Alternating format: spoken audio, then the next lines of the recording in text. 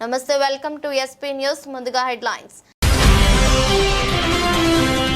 మోదీ అధ్యక్షతన నేడు భద్రతా వ్యవహారాల కేబినెట్ కమిటీ మీటింగ్. వేగంగా మారుతున్న దేశంలో పరిస్థితులు.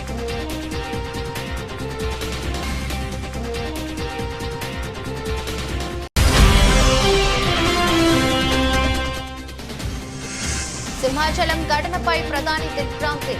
బాధిత కుటుంబాలకు ఎక్స్గ్రేషియా ప్రకటన.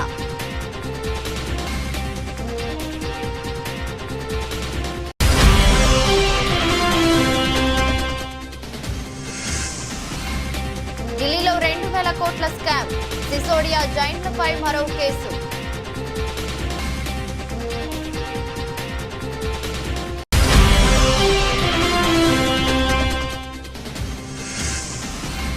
సింహాచలం మృతులకు 25 లక్షల పరిహారం ప్రకటించిన ముఖ్యమంత్రి చంద్రబాబు.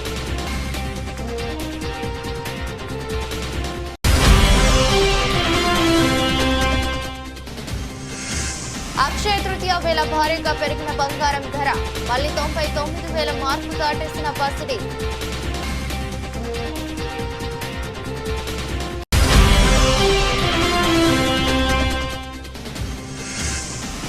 ఉప్పల్ స్టేడియంలోని స్టాండ్ పేరు వివాదం. అజారుద్దీన్ కు హైకోర్టులో ఊరట.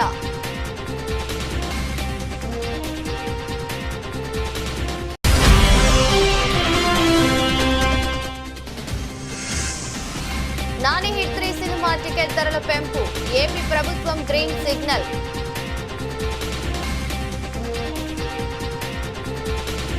పహల్గామ్ ఉగ్రదాడి నేపథ్యంలో దేశంలో పరిస్థితులు వేగంగా మారుతున్నాయి. ముఖ్యంగా దేశ భద్రతపై ప్రధానమంత్రి నరేంద్ర మోదీ గత కొన్ని రోజులుగా వరుస భేటీలు నిర్వహిస్తున్నారు. రక్షణ మంత్రి రాజ్నాథ్ సింగ్, జాతీయ భద్రతా సలహాదారు అజిత్ దోవాల్, హోంమంత్రి అమిత్ షాతో వరుసగా సమావేశాలవుతున్నారు. ఈ నేపథ్యంలో పహల్గామ్ దాడి, తదనంతర పరిణామాల నేపథ్యంలో భద్రతా వ్యవహారాల కేబినెట్ కమిటీ నేడు ప్రత్యేకంగా సమావేశం కానున్నది. ఈ భేటీకి ప్రధాని మోదీ అధ్యక్షతన వహించనున్నారు. ఉగ్రదాడి ఘటన తర్వాత సిసిఎస్ భేటీ కావటం ఇది రెండోసారి. ఘటన జరిగిన వెంటనే ఈ కమిటీ ఒకసారి భేటీ అయిన విషయం తెలిసిందే. ఆ భేటీలో పలు కీలక నిర్ణయాలు తీసుకున్నారు. సింధు జలాల ఒప్పందం నిలిపివేత, దౌత్య సంబంధాల తగ్గింపు, అటారీ సరిహద్దు మూసివేత, పాక్ జాతీయుల వీసా రద్దు తదితర నిర్ణయాలు తీసుకుంది. తాజా భేటీలో మరిన్ని కీలక నిర్ణయాలు తీసుకునే అవకాశం ఉంది. సిసిఏ భేటీ తర్వాత ప్రధాని మోదీ అధ్యక్షతన రాజకీయ వ్యవహారాల కేబినెట్ కమిటీ కూడా సమావేశం కానుంది. ఈ కమిటీలో కేంద్ర మంత్రులు రాజ్నాథ్ సింగ్, అమిత్ షా, నితిన్ గడ్కరీ, జేపీ నడ్డా, నిర్మలా సీతారామన్ సహా పలువురు సీనియర్ మంత్రులు ఉన్నారు. ఏపీ విశాఖ జిల్లా సింహాద్రి అప్పన్న స్వామి చందనోత్సవంలో అపశృతి చోటు చేసుకున్న విషయం తెలిసిందే. స్వామివారి నిజ రూపాన్ని దర్శించుకునేందుకు వచ్చిన భక్తులపై గోడ కూలడంతో 8 మంది మృతి చెందారు. మరికొందరు తీవ్రంగా గాయపడ్డారు. ఈ ఘటనపై ప్రధానమంత్రి నరేంద్ర మోదీ దిగ్భ్రాంతి వ్యక్తం చేశారు. క్షతగాత్రులు త్వరగా కోలుకోవాలని ఆకాంక్షించారు. ఈ సందర్భంగా బాధిత కుటుంబాలకు ప్రధానమంత్రి జాతీయ సహాయ నిధి నుంచి ఎక్స్గ్రేషియా ప్రకటించారు. మృతుల కుటుంబాలకు 2 లక్షల చొప్పున, గాయపడిన వారికి 50,000 చొప్పున అందజేయనున్నట్లు వెల్లడించారు. అక్షయ తృతీయ సందర్భంగా సింహాచలం వరాహ నరసింహస్వామి భక్తులకు నిజరూప దర్శనం ఇవ్వనున్నారు. ఈ సందర్భంగా స్వామివారి దర్శనం కోసం పెద్ద సంఖ్యలో తరలివచ్చారు.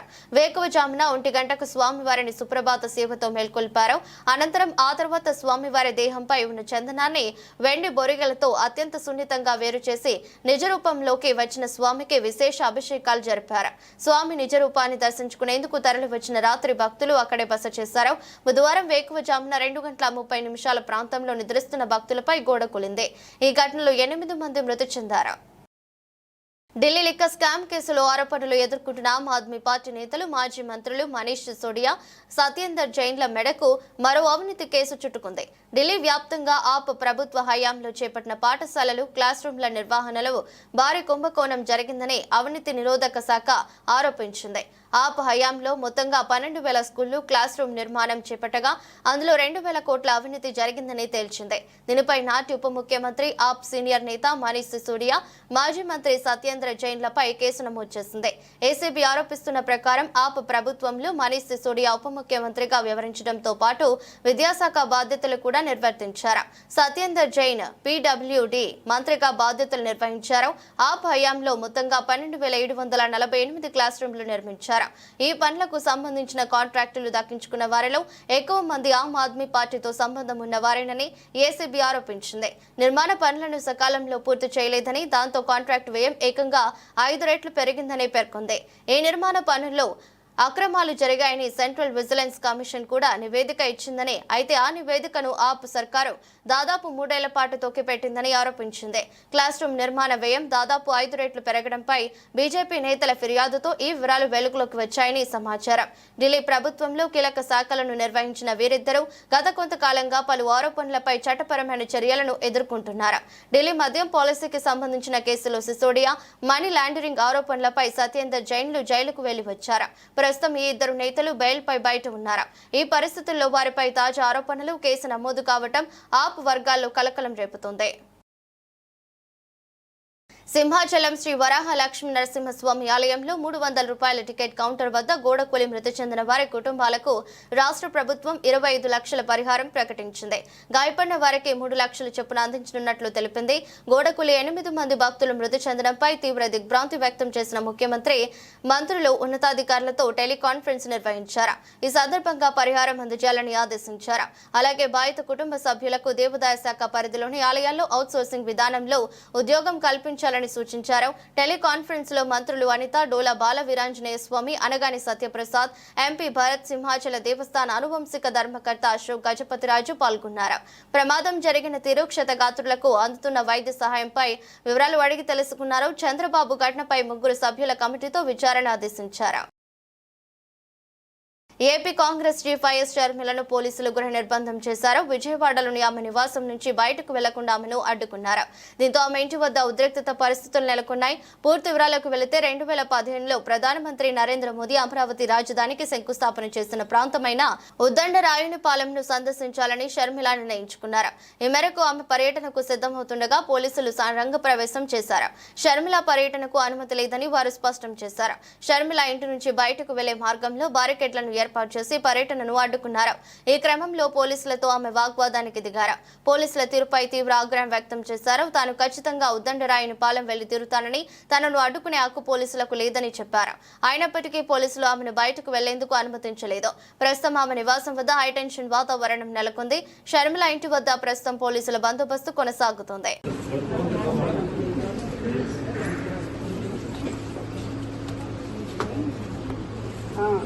No. You are abusing me. You are abusing me. You don't have the right. నా మీద చేయేసే హక్కు కూడా మీకు లేదు. చేయండి. ఫస్ట్ చేయండి. చేయండి. చేయండి. నా మీద చేతులేసే హక్కు మీకు లేదు. చేయండి. Move. I can't breathe. Move. Move. Give me space. I can't breathe. You are suffocating me. Move. నా మీద చేయేసే హక్కు మీకు లేదు. చంద్రబాబు గారు, this is not right. This is not right. Andhra Pradesh లో ఒక మహిళ మీద, అది కూడా ఒక పార్టీ చీఫ్ మీద ఇంత అన్యాయం చేస్తున్నారంటే మీరు అసలు.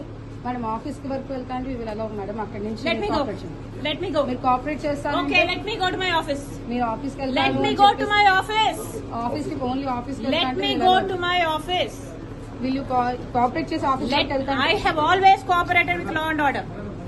You will not find an instance where I did not. Okay, madam. Your office work అయితే Leave this. Move.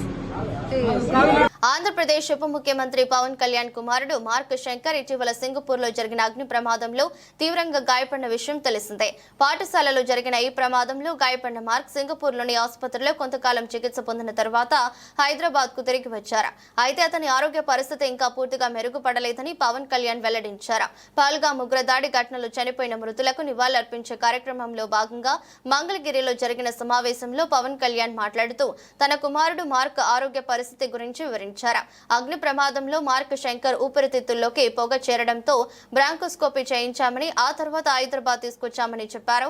అయితే మార్క్ సురక్షితంగా ఇంటికి చేరినప్పటికీ ఆ ప్రమాదం తాలూకు భయం ఇంకా అతన్ని వెంటాడుతుందని, రాత్రులు నిద్రలో భయపడుతూ లేస్తున్నాడని పవన్ తెలిపారు. మార్క్ కి బిల్డింగ్ నుంచి కింద పడినట్లు కలలు వస్తున్నాయని చెబుతున్నాడని, ఈ భయాన్ని తగ్గించడానికి ప్రస్తుతం సైకియాట్రిస్ట్ చికిత్స అందిస్తున్నామని పవన్ కళ్యాణ్ వెల్లడించారు. మహబూబ్ జిల్లా తొర్రూరు పట్టణ కేంద్రంలోని స్థానిక పెద్ద చెరువు వద్ద 3,50,00,000 వ్యయంతో మినీ ట్యాంక్ బండ్ నిర్మాణం కోసం స్థానిక ఎమ్మెల్యే యశస్విని రెడ్డి కొబ్బరికాయ కొట్టి శంకుస్థాపన పనులను ప్రారంభించారు. ఈ సందర్భంగా ఎమ్మెల్యే మాట్లాడుతూ అసెంబ్లీ ఎన్నికల ముందు ఇచ్చిన హామీల మేరకు ట్యాంక్ బండ్ నిర్మాణం కోసం ముఖ్యమంత్రి రేవంత్ రెడ్డితో మాట్లాడి ట్యాంక్ బండ్ పనులను ప్రారంభించడం జరిగిందని తెలిపారు. గత మాజీ మంత్రి ఎర్రబెల్లి దయాకర్ రావు ప్రజలకు కొబ్బరికాయలు కొట్టి శిలాఫలకాలు వేసి నేను పనులు చేస్తున్నానని గొప్పలు చెప్పుకోవటం వరకే జరిగిందని, కానీ నేడు ఇచ్చిన హామీ మేరకు తొర్రూరు మున్సిపల్ పట్టణాన్ని అభివృద్ధి చేసి చూపెడతానని, ఇది ఉదాహరణ మాత్రమే అని పేర్కొంటూ మాది చేతుల ప్రభుత్వమని, మాటల ప్రభుత్వం కాదని ఇది తెలుసుకుని మాజీ మంత్రి దిగజారుడు మాటలు మాట్లాడటం మర్చిపోవాలని హెచ్చరించారు. కార్యక్రమంలో కాంగ్రెస్ పార్టీ సీనియర్ నాయకులు, కార్యకర్తలు పాల్గొన్నారు. ట్యాంక్ బండ్ పనులు ప్రారంభించడానికి అంటే ఫస్ట్ జంగిల్ క్లియరెన్స్ తోటి మొదలు పెట్టుకొని ఈరోజు స్టార్ట్ చేస్తున్నాము. అతి వేగంగా ఇవి ఫౌండేషన్ కూడా ఒక వారం లోపల వేస్తాం తప్పనిసరిగా. వేసి పనులు ఎట్లా అంటే పనులు తప్పకుండా ఉరుకులు పడే విధంగా చేస్తాం, ఎక్కడ కూడా ఆలస్యం కాకుండా. ఇది మరి 8-9 ఇయర్స్ అయినా కానీ ఇది ఇట్లనే ఉంది. మాటలు చెప్పుడే కానీ దానిపైన వేరే వాటిపైన ఉన్న శ్రద్ధ దీనిపైన ఉండుంటే బాగుండేది గతంలో ఉన్న వాళ్ళకి. నేను తప్పనిసరిగా ఇది మా మేనిఫెస్టోలో పెట్టిన విధంగా దీనికి పనులు చేపిస్తాము. తొర్రూరు మినీ ట్యాంక్ బండ్ అనేది నా హయాంలో ఖచ్చితంగా పూర్తి చేసి చూపిస్తా అని చెప్తున్నా. ఇది ఎంత చిక్కుముడిగా పెట్టినారంటే అప్పుడు ఇది ఒక కొలిక్కి రావడానికే ఇన్ని రోజులు పట్టింది. 2 డిపార్ట్మెంట్ల మధ్యలో ఇది ఉంది, ఈ తొర్రూరు మినీ ట్యాంక్ బండ్ అనేది. ఇరిగేషన్, మున్సిపల్ ఈ 2 డిపార్ట్మెంట్ల మధ్యలో ఉంది. ఎవరైతే ఇంతకుముందు ఉన్న కాంట్రాక్టర్ ఉన్నారో చేయనని వారు వెళ్ళిపోయినారు కూడా. మిగతా వర్క్ ఏదైతే ఉందో అది పిల్లర్లు ఇక్కడ మీరు చూసే ఉంటారు. ఆ పిల్లర్లు ఏసీ కూడా ఎన్ని ఇయర్స్ అవుతుందో అందరికీ మీకు బాగా తెలిసిన విషయమే. అది ఇప్పుడు ఆ పిల్లర్స్ అయినా లేకపోతే మినీ ట్యాంక్ బండ్ ఇది బ్యూటిఫికేషన్ అయినా ఏదైనా కానీ తొర్రూరు మినీ ట్యాంక్ బండ్ని హైదరాబాదు ట్యాంక్ బండ్ తోటి పోటీ పడే విధంగా చేద్దాం, అంతే కదా. మరి తొర్రూరు అంటే ఏదో ఊర్లో చేసినాం అన్నట్టు కాదు, హైదరాబాద్ తోటి పోటీ పడే విధంగా తప్పనిసరిగా మన మినీ ట్యాంక్ బండ్ని పూర్తి చేపిస్తాను మీ అందరికీ మాటిస్తున్నా. ఇదే కాదు, తొర్రూరులో ఇంకా ఒకటి ఉంది, ముఖ్యమైనది చేయాల్సింది ఒకటి ఉంది, అది కూడా ఖచ్చితంగా అవుతుంది. దాని ప్రయత్నం నేను గెలిచిన 2 నెలల నుంచే మొదలుపెట్టిన. అదేందన్నది అది అయినాకనే చెప్తా. ఇది కూడా మీకు ఎవరికైనా ముందు చెప్పినా ఎవరు క్వశ్చన్ చేసినా నేను చెప్పలేదు, ఎందుకంటే మాటలు కాదు పని చేసి చూపించాలి అని అప్పటిదాకా సమాధానం చెప్పలేము. అన్న ఒక రోజు చెప్పిన అంతా అయిపోయింది అనుకున్నప్పుడే చెప్తాను నేను ఏదైనా. అది చెప్పాం, అది కూడా అయినాక చెప్తాను. అది అయినాక చెప్తా. ఈ తొర్రూరు 100 బెడెడ్ హాస్పిటల్ కూడా అతి త్వరలో పనులు ప్రారంభమవుతాయి. తొర్రూరులో మా హయాంలో తొర్రూరులో ఖచ్చితంగా ఎన్నడూ లేని విధంగా డెవలప్మెంట్ చేసి చూపిస్తా అని మీ అందరికీ కూడా తొర్రూరు ప్రజలకి మాటిస్తాను. భూభారతి చట్టంపై ప్రజలకు అవగాహన కల్పించేందుకు సీసీకుంట మండలంలోని అమ్మాపూర్ గ్రామ శివారులో కురుమూర్తి దేవస్థానం వద్ద బుధవారం నిర్వహించే భూభారతి ROR చట్టం అవగాహన సదస్సుకు హాజరవుతున్న రెవెన్యూ, సమాచార, పౌర సంబంధాల, గృహ నిర్మాణ శాఖ మంత్రి పొంగులేటి శ్రీనివాసరెడ్డి ముఖ్య అతిథిగా హాజరవుతున్నందున కురుమూర్తి దేవస్థానం వద్ద భూభారతి అవగాహన సదస్సు నిర్వహణ ఏర్పాట్లను జిల్లా కలెక్టర్ విజయేంద్ర భోయ్, దేవరకద్ర నియోజకవర్గ శాసనసభ్యులు జి మధుసూదన్ రెడ్డితో కలిసి పర్యవేక్షించారు. కురుమూర్తి దేవస్థానం వద్ద నిర్వహించే భూభారతి అవగాహన సదస్సుకు అన్ని ఏర్పాట్లు పూర్తి చేయాలని అధికారులకు సూచించారు. భూభారతి అవగాహన సదస్సుకు స్టేజీ, సీటింగ్, సౌండ్ సిస్టమ్, పారిశుద్ధ్యం ఏర్పాట్లపై కలెక్టర్ అధికారులతో చర్చించి సూచనలు చేశారు. హెలిప్యాడ్ ను పరిశీలించారు. దేశంలో బ్రోకర్లకు లంచం ఇచ్చి ప్రైవేటు సంస్థల దగ్గర అప్పు తెచ్చిన ఏకైక దౌర్భాగ్య ప్రభుత్వం మీదే. మేము మీలాగా సిగ్గు లేకుండా బ్రోకర్లను పెట్టుకుని కమిషన్లు ఇచ్చి 10,000 కోట్లు అప్పు తీసుకోలేదు. మేము BFC, REC వద్ద అప్పు తీసుకున్నామని, అవి కేంద్ర ప్రభుత్వ సంస్థలు. మా ప్రాజెక్టులో తప్పులు ఉంటే కేంద్ర ప్రభుత్వం అప్పు ఎందుకు ఇస్తుందని మాజీ మంత్రి ఎమ్మెల్యే హరీష్ రావు అన్నారు. REC దగ్గర అప్పు తెచ్చిండ్రు అని మాట్లాడిండ్రు. అయ్యా మీలాగా బ్రోకర్లను పెట్టుకొని 170 కోట్ల బ్రోకర్ కమిషన్లు ఇచ్చి మేము అప్పులు లేలే. నువ్వేం చేసినావు? నువ్వు HCU యూనివర్సిటీ భూములు కుదబెట్టి బ్రోకర్కు 170 కోట్లు చెల్లించి 10,000 కోట్లు నువ్వు అప్పు తెచ్చినావు కదా mister Uttam Kumar Reddy. PFC, REC private కాదు, ఇవి కేంద్ర ప్రభుత్వ సంస్థలు. మేమేం మీలాగా బ్రోకర్ని పెట్టలే, బ్రోకర్ ఫీజులు ఇయ్యలే, లంచాలు ఇయ్యలే, ప్రైవేట్ వాళ్ళ దగ్గర మేము బాండ్లు రేస్ చేయలే.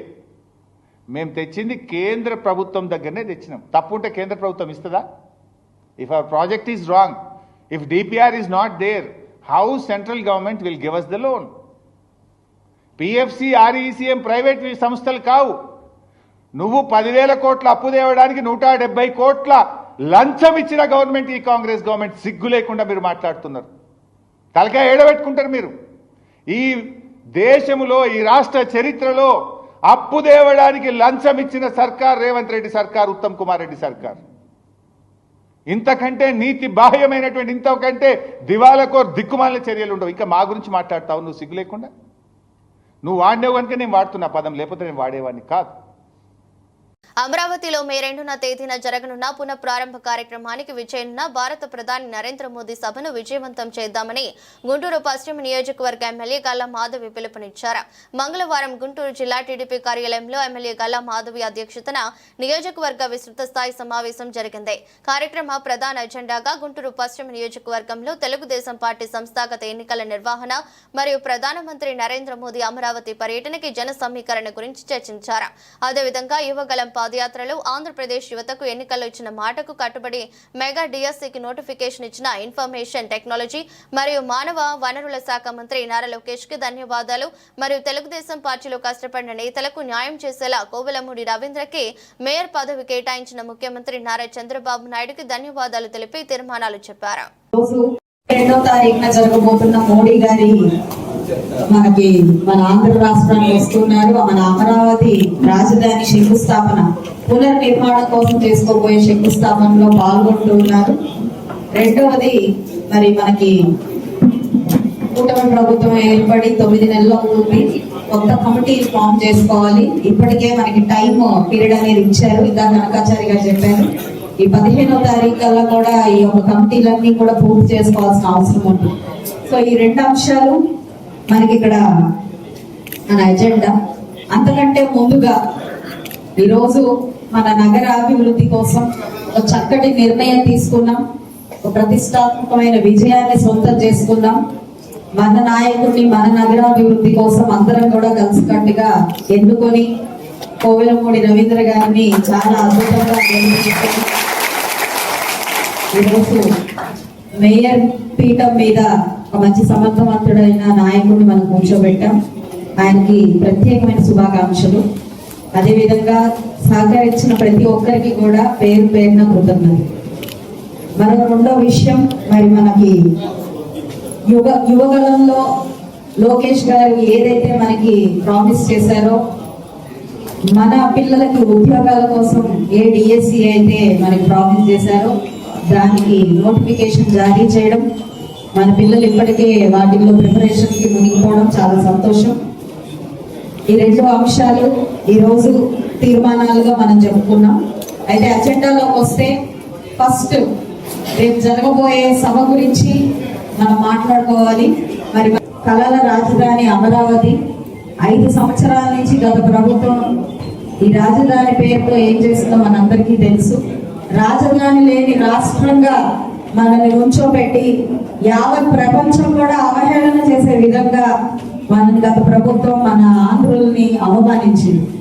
ఇలాంటి క్రమంలో ఈ రోజు మళ్ళీ చంద్రబాబు నాయుడు గారి కళల మేరకు ప్రపంచంలోనే ధీటుగా ఒక రాజధాని తయారు చేయాలి అనే ఒక ఆకాంక్షతో మన నాయకులు ఉన్నప్పుడు దానికి సహకరించాల్సిన బాధ్యత మనలో ఉంది. మరి మనకి కేంద్ర ప్రభుత్వం నుంచి అత్యధిక నిధులు ఈ ఆంధ్ర రాష్ట్ర అమరావతి కోసం. సంగారెడ్డి జిల్లా రామచంద్రాపురం మండలం వెలిమల 129 సర్వే నెంబర్లోనే తమ భూమిని ఇతరులకు చేసిన రిజిస్ట్రేషన్ రద్దు చేయాలని తహసీల్దార్ కార్యాలయానికి బాధితులు వచ్చి ఏకరువు పెట్టించుకున్నారు. బాధితులు శ్రీనివాస్ రాజేందర్ మాట్లాడుతూ పూర్వీకుల ద్వారా ఉన్న 17 ఎకరాల భూమిలో 9 ఎకరాలు ఔటర్ రింగ్ రోడ్డు విస్తరణలో పోయిందన్నారు. మిగతా భూమి తమ సోదరుల పేరిట సమానంగా రికార్డు కాకపోవడంతో కోర్టును ఆశ్రయించామన్నారు. గత ఏడాది తమకు చెందిన 2 ఎకరాల 4 గుంటల భూమిని తమకు తెలియకుండానే రెవెన్యూ అధికారులు వేరే వ్యక్తికి రిజిస్ట్రేషన్ చేశారని వాపోయారు. తమ సంతకాలు ఆర్ఐ ఫోర్జరీ చేసి తప్పుదో పట్టించారన్నారు. న్యాయం కోసం 8 నెలలుగా ఎంఆర్ఓ కార్యాలయానికి వస్తే సదరు వ్యక్తితో సెటిల్మెంట్ చేసుకోవాలని తహసీల్దార్ చెప్పడం ఎంతవరకు సమంజసమని ప్రశ్నిస్తున్నారు.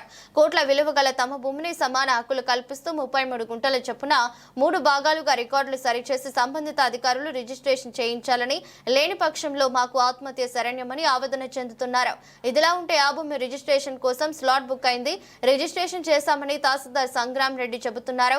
ఆ ల్యాండ్ పై ఎలాంటి కోర్టు కేసులు గానీ అబ్జెక్షన్స్ లేకపోవడంతో చేయాల్సి వచ్చిందన్నారు. బాధితుల ఫిర్యాదు మేరకు భూమిని పీఓబీలో పెట్టామని కలెక్టర్, ఆర్డీఓ, సీసీఎల్ఏ రిజిస్ట్రేషన్ కార్యాలయాలకు లెటర్ రాశామన్నారు. భూభారతి కొత్త ఆర్ఓఆర్ చట్టం ఓపెన్ అవగానే సర్వే నెంబర్ 129లో చేసిన రిజిస్ట్రేషన్ ను రద్దు చేస్తామని తహసీల్దార్ చెప్పుకొచ్చారు. రామచంద్రపురం మండల్ వెల్మెల గ్రామానికి చెందిన ఇది వివాదం 129 సర్వే నెంబర్. సో ఈ 129 సర్వే నెంబర్ అనేది మాకు తాతల కాలం నుంచే ఇది అందరం మేము సాగు చేసుకుంటున్నాము, అందరం పంటలు దున్నుకుంటున్నాము. సో ఈ విధంగా మేము అందరం కలిసి చేసుకుంటూ ఉన్నాం. సో అప్పుడు మాకేందంటే భూమి ఎక్కువ ఉందన్నమాట. మిగులు భూమి ఎక్కువ ఉంది, ఎక్స్టెన్షన్ భూమి ఎక్కువ ఉంది, పట్టకి తక్కువ ఉంది.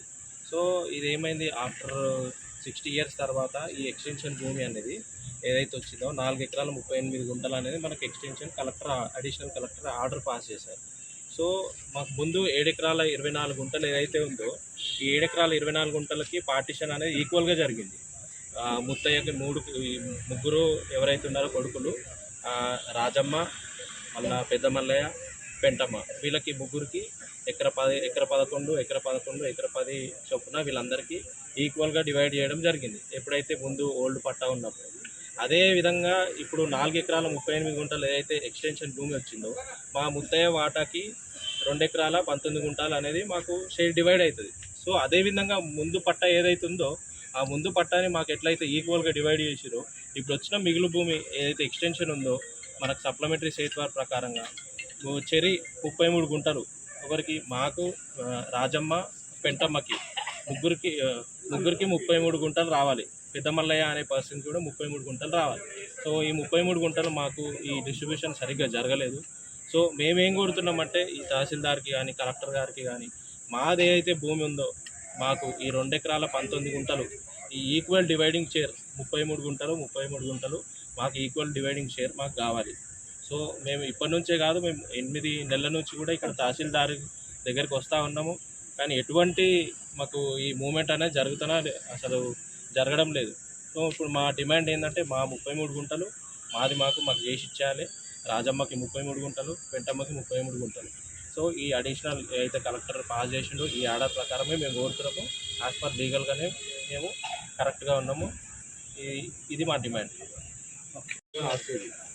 అయితే దీనిలో మాకు ఓఆర్ఆర్ రింగ్ రోడ్ సర్వే పోయింది. అయితే రింగ్ రోడ్ 16 ఎకరాల్లో ల్యాండ్ ఇది ఈపన్ ప్రకారం. అయితే దీనిలో 9 ఎకరాల 9 గుంటలు ఓఆర్ఆర్ రింగ్ రోడ్ పోగా మిగిలిన ఎక్స్టెన్షన్ ల్యాండ్ అది రికార్డుకు కాలేదు. కాకపోతే ఏమైందంటే అది తర్వాత బ్యాలెన్స్ అట్నే ఉంది. మాకు అప్పుడు గవర్నమెంట్ కూడా అప్పుడు వాళ్ళు ఏమన్నారంటే, సరే మీరు గవర్నమెంట్ ఇలా నష్టపోతుంది కాబట్టి ఇది మిగిలింది మీరు చేయించుకోండి, మీకు ఇదైనా కనీసం అదే ఉపాధి అవుతుంది అని చెప్పేసి వాళ్ళు చెప్పారు. మాకు అప్పుడు చెప్పారు. కానీ ఏంటంటే మాకు అప్పుడు కొంచెం సమయం అది కాలేదు, మా దాంట్లో కొంతమంది సహకరించలేదు కాబట్టి అది అంతే ఉంది. అయితే ఇప్పుడు వీళ్ళు ఏం చేశారు, దాన్ని అది మాకు తెలియకుండా, మిగతా వాళ్ళకి తెలియకుండా అది వీళ్ళు రికార్డ్ చేయించేసి అది అవతల పర్సన్, మా దానిలో ఒక సింగిల్ పర్సన్ మీరు చేయించేసి ఇంకో పర్సన్కి రిజిస్ట్రేషన్ చేయించేసి ఇదే ఎంఆర్ఓ మాధవరపు రామారావు. ఆల్రెడీ మేము గవర్నమెంట్కి ఇల్లు 9 ఎకరాల చెల్లి ఆల్రెడీ గవర్నమెంట్ ఓఆర్ఆర్ పోయింది, నష్టపోయినాం. సరే ఉన్న 30 గుంటలన్నా మాకు ఇదన్నా ఉపాధి అవుతుంది అని చెప్పేసి మేము దీని మీద ఆధారపడదామంటే ఇది కూడా మాకు తెలియకుండా ఈ ల్యాండ్ అవతల పర్సన్ చేసేసింది మా ఎంఆర్ఓ, మన వీఆర్ఐ తహసీల్దార్ ఆర్ఐ శ్రీకాంత్ సార్. మొత్తం మేము అడుగుతామంటే నేను ఈ రోజు చేస్తాం, రేపు చేస్తాం, సెటిల్మెంట్ పోండి, మీకు డబ్బులు కావాలా, ఎంఆర్ఓ సెటిల్మెంట్కి పంపిస్తున్నారు. వాళ్ళు వెళ్ళండి, మీరు ఏదైనా మాట్లాడు ల్యాండ్ కొన్న అతని దగ్గరికి వెళ్ళి మధ్యలో మీడియా కొంతమంది ఉన్నారు, అది సారే పంపిస్తున్నారు. ఇప్పుడు తప్పిదం ఎవరిది అంటారు? ఎంఆర్ఓదే. ఎంఆర్ఓ ఆల్రెడీ ఒప్పుకుంటున్నాడు, నేను చేపిస్తాను, మీకు ఎందుకు మీరు కోర్టుకి వెళ్ళకండి, కేసుకి వెళ్ళకండి, నేను చేపిస్తాను హామీ ఇస్తున్నాను. నా హామీ నా దగ్గర ప్రూఫ్లు ఉన్నాయి, రికార్డు ఉన్నాయి, ప్రూఫ్లు ఉన్నాయి. 8 నెలల నుంచి మీ తప్పు లేనప్పుడు మమ్మల్ని 4 సార్లు ఎందుకు సెటిల్మెంట్కి పంపించినావు? నువ్వు పంపించిన వాళ్ళే ఉన్నారు. ఇప్పుడు ప్రూఫ్ నేను ఇప్పిస్తాను ఇక్కడ మీ ఆఫీస్లోనే. 8 నెలల ఎవిడెన్స్ ఇప్పుడు నా దగ్గర ఉంది, నీ దగ్గర నీతో అక్షయ తృతీయ వేళ బంగారం ధరలు భారీగా పెరిగాయి. దేశ రాజధాని ఢిల్లీలో నిన్న 10 గ్రాముల స్వచ్ఛమైన బంగారం ధరపై 1,050 పెరిగి 99,450కి చేరుకుంది. 99.9 స్వచ్ఛత కలిగిన మేలిమి బంగారం ధరపై సోమవారం 1000 తగ్గి 98,400కు పడిపోయింది. అయితే అక్షయ తృతీయకు ఒక్క రోజు ముందు మళ్లీ పూర్వస్థితికి చేరుకుంది. 99.5 స్వచ్ఛత కలిగిన బంగారంపై ఏకంగా 1,100 పెరిగింది. దీంతో 10 గ్రాముల ధర 99,000కు చేరుకుంది. అంతకుముందు ముగింపు సమయానికి ఈ ధర 97,900గా ఉంది. గతేడాది డిసెంబర్లో 10 గ్రాముల బంగారం ధర 78,950గా ఉండేది. ఈ ఏడాది ఇప్పటి వరకు 20,500 పెరిగింది. మరోవైపు వెండి ధర కూడా భారీగా పెరిగింది. మంగళవారం కిలోకు ఏకంగా 3,500 పెరిగి రికార్డు స్థాయిలో 1,02,000కు ఎగబాకింది. అంతకుముందు సెషన్లో ఈ ధర 98,500 వద్ద ముగిసింది. మార్చి 19న వెండి ధర కిలోకు ₹1,000 పెరిగి ఆల్ టైమ్ హైని 1,03,500కు చేరుకుని రికార్డు సృష్టించింది. అక్షయ తృతీయకు ముందు పసిడి ధరలు పెరగడం సాధారణమేనని మార్కెట్ నిపుణులు చెబుతున్నారు. భారత మాజీ cricket captain, Hyderabad cricket association మాజీ అధ్యక్షుడు మహమ్మద్ అజారుద్దీన్ కు తెలంగాణ హైకోర్టులో ఊరట లభించింది. ఉప్పల్లోని రాజీవ్ గాంధీ అంతర్జాతీయ స్టేడియంలోని నార్త్ స్టాండ్ కు ఆయన పేరును తొలగించాలన్న నిర్ణయంపై న్యాయస్థానం స్టే విధించింది. తదుపరి ఆదేశాల వెలువరించే వరకు ఎలాంటి చర్యలు తీసుకోవద్దని హెచ్సీఏను హైకోర్టు ఆదేశించింది. గత వారం హెచ్సీఏ అబ్దుల్ జస్టిస్ ఈశ్వరయ్య నార్త్ స్టాండ్ కు ఉన్న అజారుద్దీన్ పేరును తొలగించాలని ఆదేశాలు జారీ చేసిన సంగతి తెలిసిందే. ఈ నిర్ణయాన్ని చేస్తూ అజారుద్దీన్ హైకోర్టును ఆశ్రయించారు. తాను సుమారు 2 దశాబ్దాల పాటు భారత క్రికెట్ జట్టుకు ప్రాతినిధ్యం వహించానని, అందులో దాదాపు 10 ఏళ్లు కెప్టెన్ గా జట్టును నడిపించానని తన పిటిషన్లో పేర్కొన్నారు. క్రికెట్ కు తాను చేసిన సేవలను పరిగణలోకి తీసుకోవాలని, అబుజ్మాన్ ఉత్తర్వులపై స్టే విధించాలని న్యాయస్థానాన్ని అభ్యర్థించారు. అజారుద్దీన్ దాఖలు చేసిన పిటిషన్ పై ఈరోజు విచారణ చేపట్ట ఉన్నత న్యాయస్థానం ఆయన వాదనలతో ఏకీభవించింది. తదుపరి ఆదేశాలు వెలువరించే వరకు నార్త్ స్టాండ్ నుంచి ఆయన పేరును తొలగించడానికి వీల్లేదని స్పష్టం చేసింది. ఈ మేరకు హైదరాబాద్ క్రికెట్ అసోసియేషన్ కు మధ్యంతర ఉత్తర్వులు జారీ చేసింది. దీంతో ప్రస్తుతానికి నార్త్ స్టాండ్ కు అజారుద్దీన్ పేరు యథాతథంగా కొనసాగనుంది. నేచురల్ స్టార్ నాని, శ్రీనిధి శెట్టి జంటగా నటించిన యాక్షన్ థ్రిల్లర్ చిత్రం హిట్ 3 హిట్ సిరీస్ లో భాగంగా వస్తున్న 3వ చిత్రానికి శైలేష్ కోలను దర్శకత్వం వహించారు. ఈ సినిమా రేపు అనగా మే 1న ప్రేక్షకుల ముందుకు వస్తుంది. అయితే ఈ మూవీకి ఏపీ ప్రభుత్వం గుడ్ న్యూస్ చెప్పింది. టికెట్ ధర పెంపునకు గ్రీన్ సిగ్నల్ ఇచ్చింది. ఈ మేరకు తాజాగా ఉత్తర్వులు జారీ చేసింది. సింగిల్ స్క్రీన్ థియేటర్లలో టికెట్ పై ₹50, మల్టీప్లెక్స్ లో ₹75 పెంచుకునేందుకు అనుమతి ఇచ్చింది. ఈ పెరిగిన ధరలు వారం రోజుల పాటు అమల్లో ఉంటాయని ఉత్తర్వుల్లో పేర్కొంది. ఇక ఈ చిత్రాన్ని wall poster cinema unanimous production banner పై ప్రశాంత్ తిప్పినేని నిర్మించారు. మికీ జే మేయర్ సంగీతం అందిస్తున్నారు. ఇటీవలే సెన్సార్ పూర్తి చేసుకున్న హిట్ 3కు సెన్సార్ బోర్డు ఏ సర్టిఫికేట్ జారీ చేసింది. 2.37 గంటల రన్ టైమ్ తో సినిమా ప్రేక్షకుల ముందుకు రానుంది. వార్తలు ముగించే ముందు మరోసారి హెడ్లైన్స్. మోదీ అధ్యక్షతన నేడు భద్రతా వ్యవహారాల కేబినెట్ కమిటీ భేటీ. వేగంగా మారుతున్న దేశంలో పరిస్థితులు.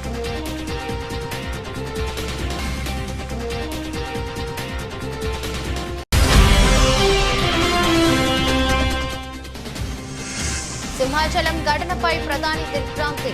బాధిత కుటుంబాలకు ఎక్స్గ్రేషియా ప్రకటన.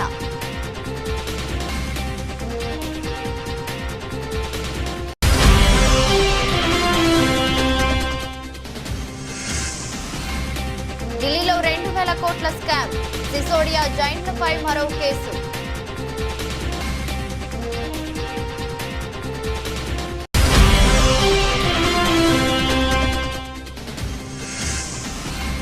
సింహాచలం మృతులకు 25 లక్షల పరిహారం ప్రకటించిన ముఖ్యమంత్రి చంద్రబాబు.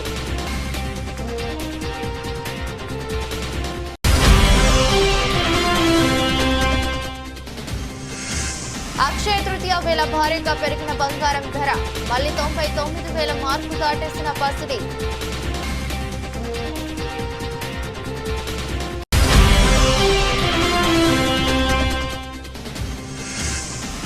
ఉప్పల్ స్టేడియంలోని స్టాండ్ పేరు వివాదం. అజారుద్దీన్ కు హైకోర్టులో ఊరట.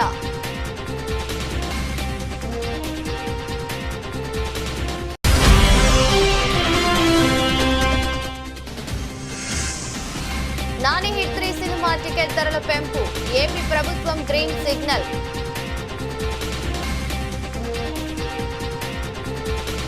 ఇదరస్ట్ బులెటిన్ మరో బులెటిన్లో మళ్ళీ కలుద్దాం. అంతవరకు సెలవు. నమస్కారం.